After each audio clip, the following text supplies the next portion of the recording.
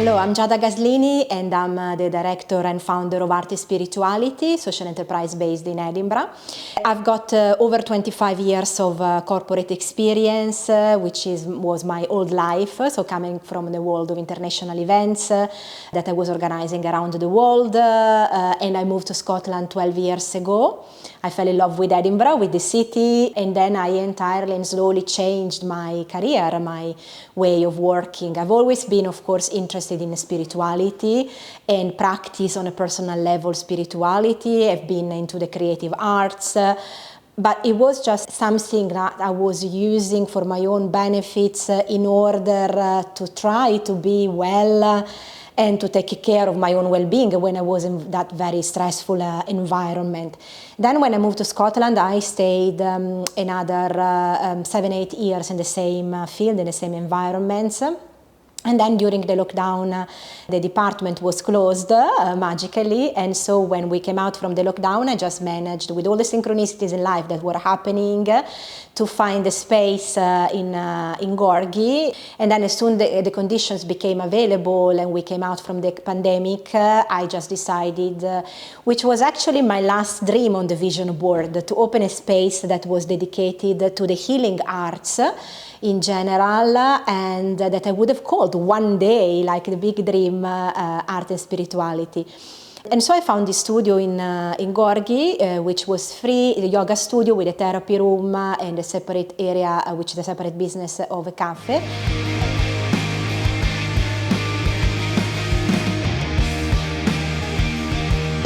I decided to open the space. Of course, it was just after the pandemic, so all the conditions were very different from before. But then things aligned in a very quick way, because of course, when the universe wants you to help other people, this is how magically happens. And then the situations and the synchronicities become very quick, very fast.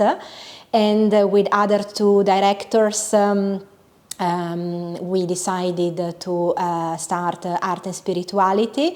We are the three of them from an international background, and just naturally it became that we were attracting women from international background as well to come here and attend classes in art, yoga, breathwork, meditation, therapies, simply because we were mirroring what they were, and we were sharing the same difficulties, the same challenges, and the area where our studio is based is particularly an area where there are a lot of people in needs. There is a large international community, and we face the same conditions when we move to this country, of having the barrier of the language, of being in a space in which especially it's a new home. But we are aware that when you move to a new country, there is a time in your life in which you don't know where home is, because the country where you come from is not the same anymore, and you can't recognize the people, lives that have changed so quickly, and still maybe you are not integrated in the new country.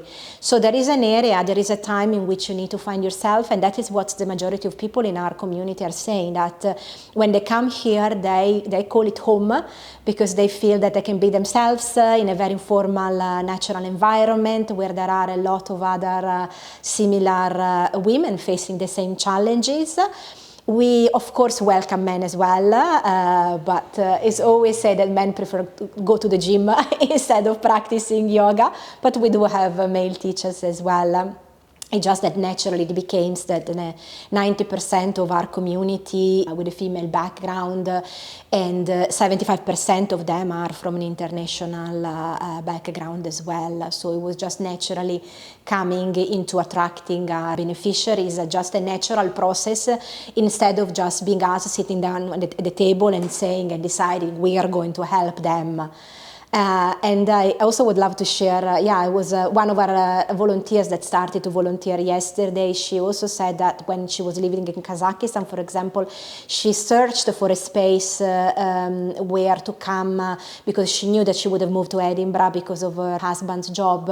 And she was searching for a yoga space in Edinburgh where to go around, because she was interested in yoga. And she found it, Art and Spirituality, in Instagram when she was there. And then when she moved here, she found, just by non-coincidence, her home not very far from the studio. And so that is why, again, sometimes we are guided where we are supposed to be, and with all the situations that in which we need to find ourselves, for which we can contribute to be welcomed and also help other people.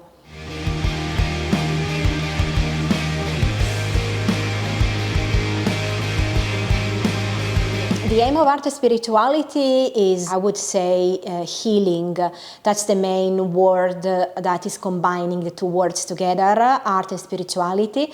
First of all, I need to say that and explain maybe for people that don't know what spirituality is, because the majority of people think that's religion, but it's actually the journey of the soul, and we agree that we all have a soul, then we can call it spirit, we can call a part for which is inside of our body, and trying to do this journey in life and live this life in a better way than in the way we came. So it's much more than well-being. It's a personal growth, a personal development in which we need to heal ourselves first, and then for those who feel the call, go and decide to be able to help other people. For those that don't feel the call, still there is possible to help people in a simple peer support, or when we are talking to someone like a neighbor, a friend, and then maybe they are explaining that they need help, and so that attitude of being there as a listener and just saying the right words, or also the presence, is already a lot. And art has a healing aspect, because we know that through art, even if done in a simple way, just painting, putting colors on a piece of paper, or gardening, that's art as well. The culinary arts, cooking is art as well, even if people sometimes don't realize that. That's why, for example, we also offer cooking sessions. It's being able to heal ourselves and our emotions to these self-expressions in a non-guided and non-formal way, in which you just feel that you can just express in the way you want, without having someone giving their opinion, or without the need of showing that to someone, but just simply allow the flow of emotions to come out. And that's why I decided to use both art and spirituality as healing methods to allow people to find which one of the two or both of them is just better expressing and choosing their way for which they feel in that moment that they just want to communicate their inner challenges, and then maybe find a way to let them come out like a normal flow outside from their life.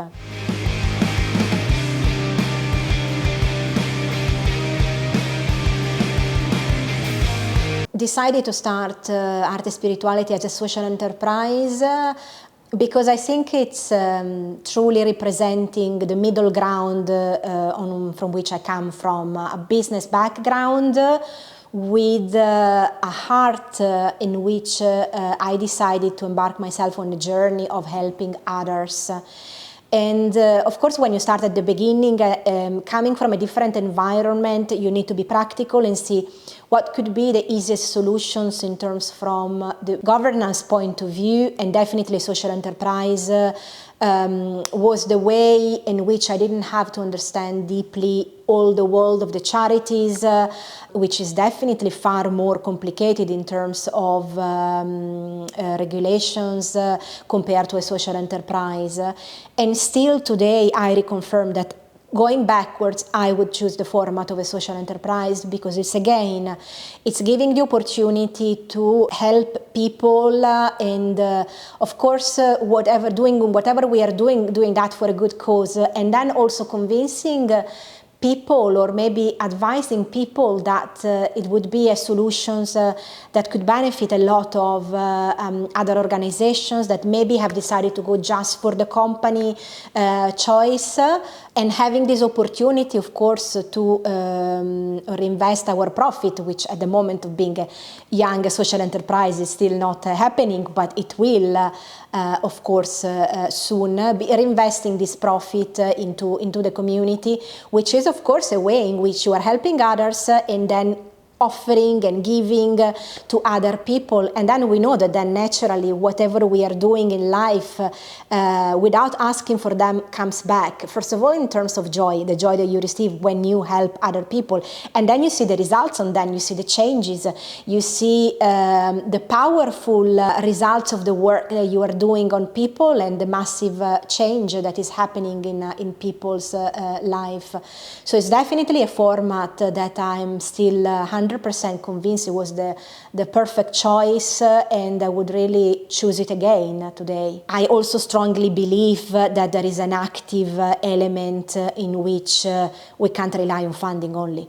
Absolutely, because the situation in general is already very tough, and we need to be able to go and actively trading and then changing the purpose for which we are trading, but not just having this limited opportunity of trading and a percentage that doesn't make any difference, and then the rest is all funding. The situation is very difficult, and we know that a lot of charities are closing, or then they are thinking of creating a separate element in a separate company for which then they decide to go on a social enterprise to be able to survive, to be able to live and have the organization continue in general.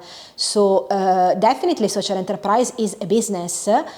Because lots of people also make the mistake saying that it's either they treat it like as a hobby, they treat it like as a project. It's none of them. It's a business in which you have all the rules, the commitments, you need to have all the consistency of a business, otherwise results don't happen. And especially it takes a lot of time, a lot of commitment, a lot of efforts, because otherwise the process is already long, and you need to be in that 100%. In order to see results happen, especially when you have, if you have a business and you have a physical venue. We know that the costs are very high, and we don't want to see another social enterprise and another company closing because they are not able to sustain all the costs. That's why when you treat it as a business and you consider that with all the aspects, the marketing, the visibility, the communication, the public relations, etc., combined, of course, also with the opportunity that we have also to apply for grants, which is an amazing chance for which we can offer our activities free. But then in the long term, the aim is definitely to become independent. And this can only happen if you have worked with consistency throughout every day.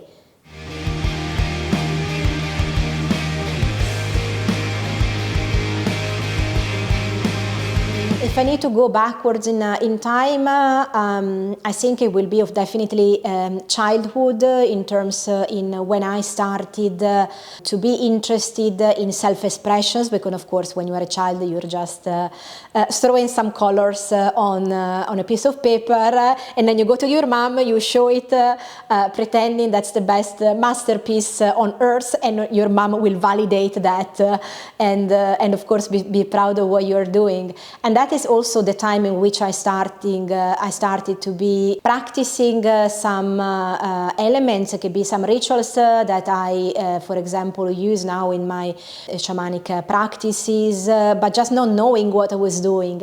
Then, of course, throughout my own life, I decided at some point that I needed something more to help myself facing especially the hard years in which I was working in a corporate environment. And so it's the way in which I started officially to embrace Buddhism and study Buddhism from a formal point of view. And then I've always been in a family that was open to every sort of conversations in terms of having people around, maybe in our home, that were coming from different perspective, beliefs, religions. So despite of coming from a Catholic country and despite of having been to a Catholic school for 10 years, I've always been in an environment in which everyone was welcome, and also having the opportunity to consider that just more like a universal teamwork without a definition, and the feeling that I was belonging to a specific label. And so then from Buddhism I started to integrate meditation and combine together creativity. So some years ago I started to run some creative and meditative workshops. That was my first approach, and then they just became more and more. I started to integrate and study more formally shamanism as well, because shamanism is a form of healing, probably one of the most ancient forms of healing. Nowadays people know Reiki, and the shamanic healing is similar. It just works on a different aspect, but it's a similar way of working that doesn't go only through the mind, because the mind is what creates the problem. So we need of course to embrace, when we are healing some imbalances of people, diseases, etc., on a larger scale, from an emotional point of view, from an ancestral point of view, because many times we are living situations and experiences that come from our ancestors and we are not even aware of that. So that's why we need to see the whole aspect of 360 degrees, and not just working with the mind. What is happening to you? Go back just to childhood. We need to enlarge this aspect. And so this is the way I've started to integrate shamanism into my life. And then from that onwards, it became introducing Ikigai coaching, so working with helping people to find their soul mission, which is something that I particularly love. Integrated that with forest therapy, because we know that the best healer is nature in general. Integrated that with corporate mental health coaching, considering my background in the corporate environment.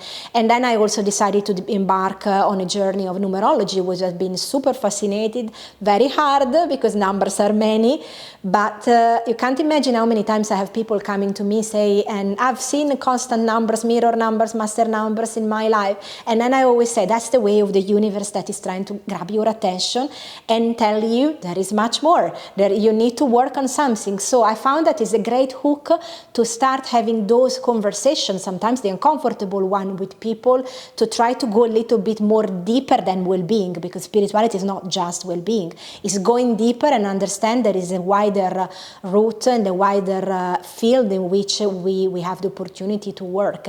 And so at some point, I've just decided that all this experience of spirituality combined together with just the passion of creativity, what they had in common, the word healing was in common. And that's why it just came natural then at some point to let my soul mission become a space in which the healing was the purpose, just expressed in these two words of art and spirituality. And I'm aware that when I started art and spirituality, the choice of the word spirituality was an hard one. I had a lot of people saying, are you sure? You will face a lot of challenges with this word. And then I just asked myself, do you want a space to be called art and well-being? No. Not at all. That was just and when you feel that your heart is beating strong and you are aligned with the universe, then all the rest come in a natural way. And when you don't see the difficulty yourselves, the difficulties are around and outside in the world magically disappears, because we are creating our own reality. So if we don't see an element in our own reality, then the reality doesn't exist.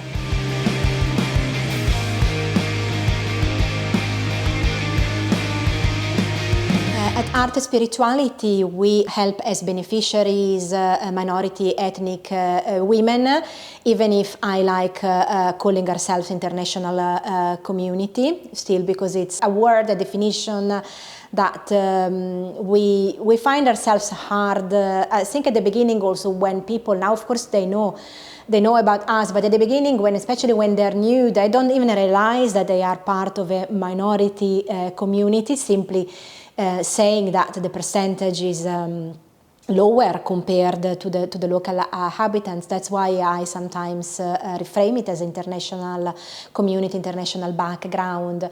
The highest percentage is between 26 and 45 years old coming to our centers. That of course still we have younger people and elderly coming that are living in the Gorgie Dal Rai area in Edinburgh. And of course we extend and we reach also nearby areas in which, especially because this is an area, the southwest, in which there are not so many spaces in which people can go and have therapies and have a yoga class and have meditations, or come for art activities and just find a similar community, especially happening during the evenings or during the weekends, which was our intent 1 year ago in a survey. We actually found out that as the majority, of course, people are working 9 to 5, Monday to Friday, the real change would have been just to have these activities happening in the weekend in order to be able to benefit vaster part of people that are just working during the week. We support them with all the challenges that they face, that we have been through ourselves as well, the language barriers, coming maybe to a country in which they don't know anyone or they know few people, and they want to find a space that they can call the home again, which is, as a lot of people have said, that this is home, because they feel welcome, they feel not judged at all, they feel themselves, they feel they can express, even if they don't speak English in a proper way, they find that there are other people in the same situations around them, and that just what really matters is to be able to open their heart and see if they feel how they feel in that moment, and see all the changes that they have come through after attending our sessions for several months, and you see them, of course, how this community has gone through in self-confidence, as showing now a way of proving themselves that they are fine, that they are okay, and then they have the right to be vulnerable, the right to be weak, the right to be themselves with all the imperfections, because we are all imperfect beings. In the same way, nature is an imperfect element in life, and that's the way of acceptance and showing ourselves in a way that wouldn't be human, because it wouldn't be real.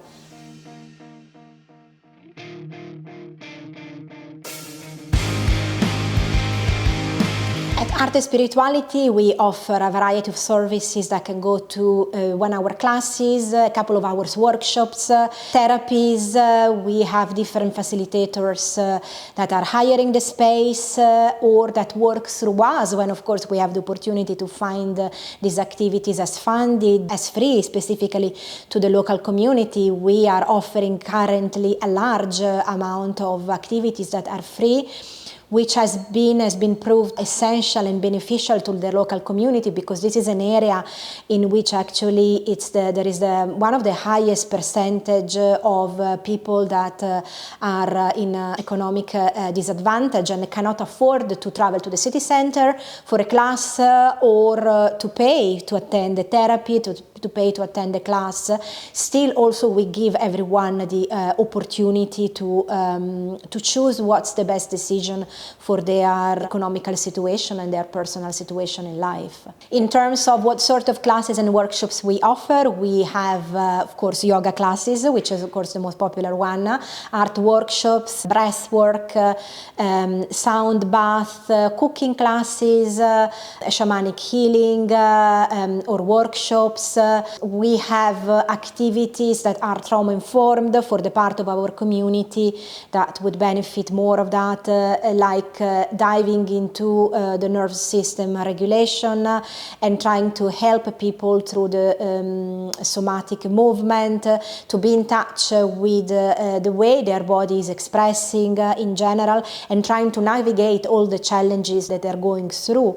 And then, of course, we also have different workshops coming throughout the years in which there is a combination of the different creative therapies and the healing parts as well, in which every facilitator has the ability to mix and match and create an alchemic cocktail of offering what they feel is just resonating with them, and also merging with our philosophy.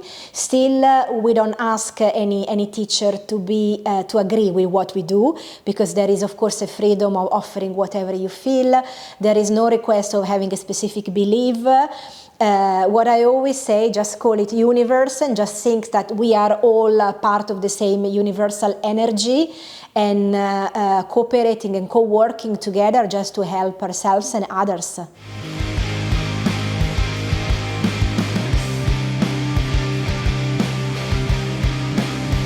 The support, I think, of course, a social enterprise needs at the beginning is definitely the workforce. So having people that are able to support you and help you to create and build what you have, because without a team, definitely it's very hard to build something. Having said that, I have to recognize that definitely I do the majority of the work myself.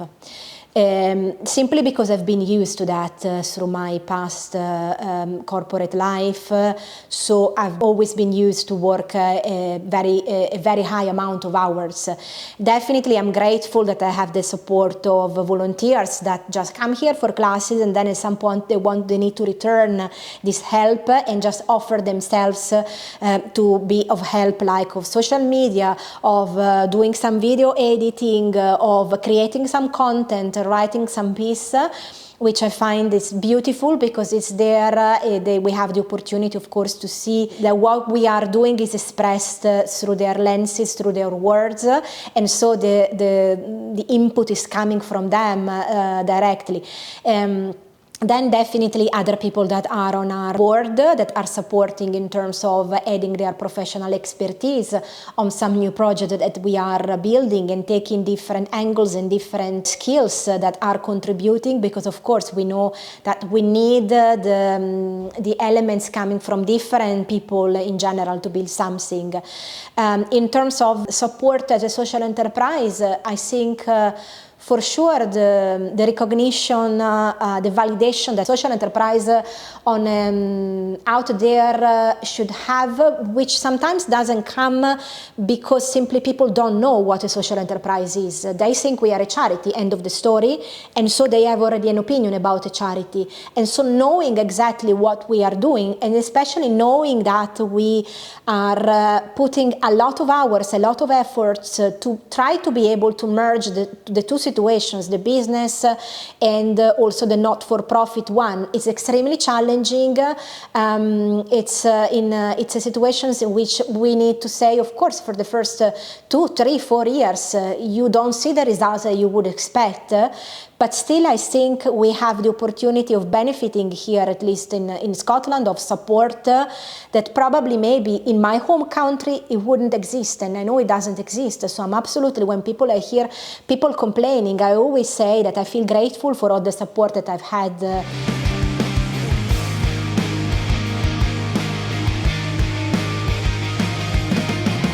The help and the support that I've received from the Edinburgh Social Enterprise Network and the people that have, especially at the beginning when I started, approached me and tried to offer their help, is when you are trying to navigate an environment that maybe for you is entirely new because you come from an entirely different concept.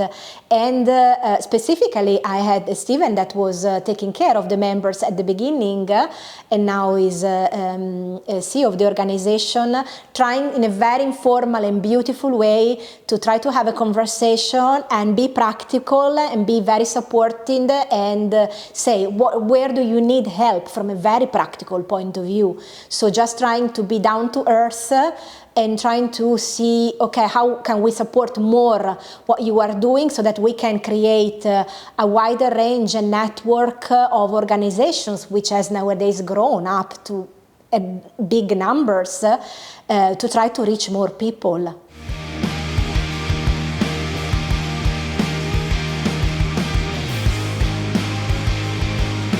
The collaborations in general in life are important because simply it's very simple. When you are one person, you can reach and do as much. When you are collaborating and having business partners in general in your life, of course, I think you can, first of all, reaching more people in general, but also creating a beautiful, wonderful nets in which then maybe there are some of your partners, specifically that we have some charities that are partnering with us, a social enterprise, that maybe are based in the other side of the city, in the north, and they have beneficiaries, people that normally go to them, but they are living outside of the area. So these collaborations, these partnerships allow us to work together, because sometimes we can just, of course, exchange and signpost about our offerings for people that would can just avoid traveling maybe for 1 hour and go to the other side of the city and can attend not maybe similar sessions, but beneficial sessions that can happen in our space, and just simply have that support and that help, in which, from a logistical point of view, is absolutely more simple. Then collaborations are essentials in terms of knowing what's happening, because we know that there is not one place in which you can know and find out all that is happening in the situations of among organizations, or in the funding aspect in general, or might be in news that we need to be aware of. And by having those conversations, you come across information that, of course, maybe are essential for your organizations. Plus, last and of course not least, there is the heart aspect of the knowing and that we are interconnected. So we are all connected through our hearts, to our exchange of experiences, and that's absolutely the best part of the collaboration, despite of all the business aspects. Is just knowing other souls that are on the same journeys, maybe in a different field, in a different environment, but they are also still helping people in the same way we do, which is through love, passion, and huge commitment.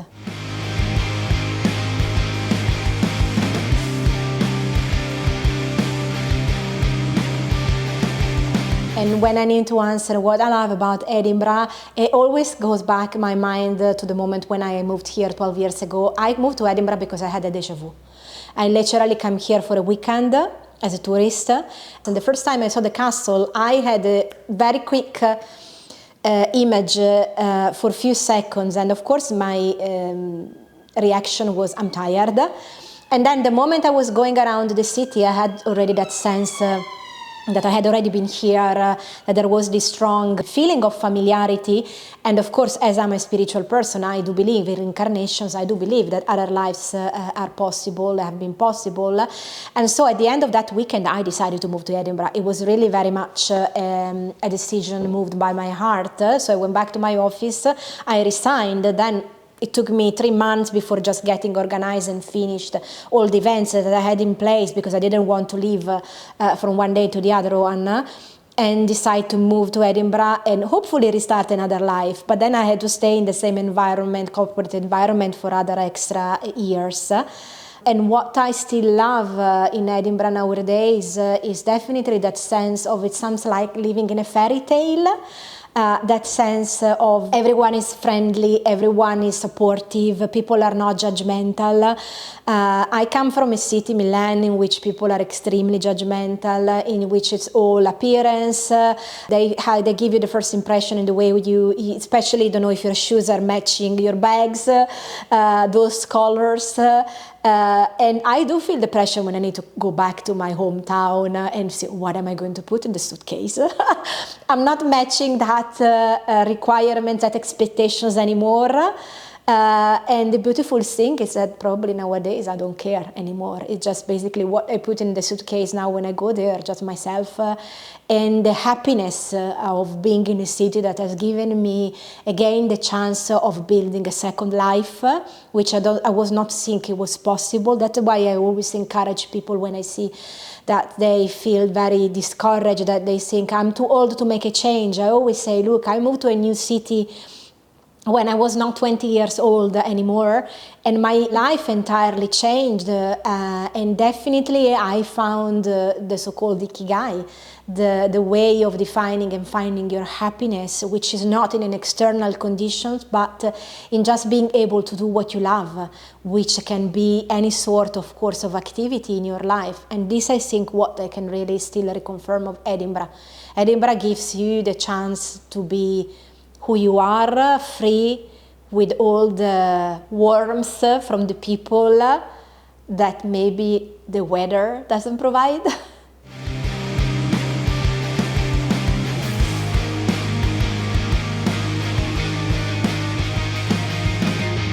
It's just the beginning, this is what I say, even if it's just been 3 years of being a social enterprise. It's just the beginning of building and scaling to a lot of projects that we still need to introduce. It's just a matter of things will happen slowly, and then when the time is right, with all the projects that we want to realize. So definitely growing in terms of probably of team, which would be the best solution. In order to have more things to happen, we need to grow in terms of a team, in terms of projects, in terms of being able to have more visibility and reach more people that maybe they're still not aware that we exist, because we have to say that despite of being in 2025, not everyone uses social media, not everyone is aware that we are here, but sometimes they just come and pass through and they see our shop, they see or they have been recommended to be with us.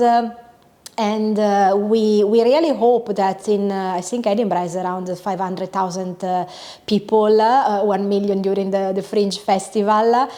We can really reach the highest numbers as possible in terms of having more women that we can support, more people that we can support, so that we can spread out the word and open up and have that sort of awakening of people. And with all the people that don't make enough time to take care of themselves, trying to understand that there are people out there, must be us as a social enterprise or other social enterprises, other organizations, charities in the cities that are just there to help them. And so there is help, we just need to find the courage to ask. And sometimes we don't have the courage to ask. I'm just thinking of a recent case of a workshop that we were running here, and with surprise, one of the person that came here said that she didn't have the courage to dream. And that I found it was a very profound and surprising answer. Because we always say dream is free, but sometimes the reality is so difficult and it's so hard.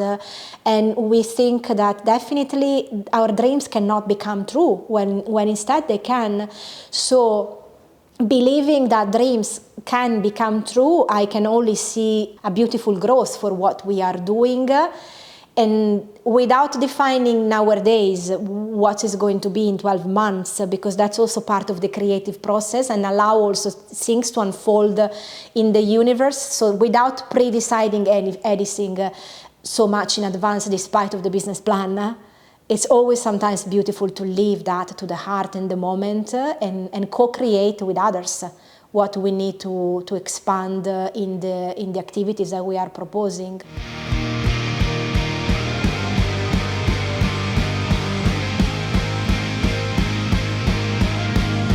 Art and spirituality is the alchemy of healing through the journey of the soul to express your emotions through creativity, and the deep journey that the soul is taking to help itself and possibly others.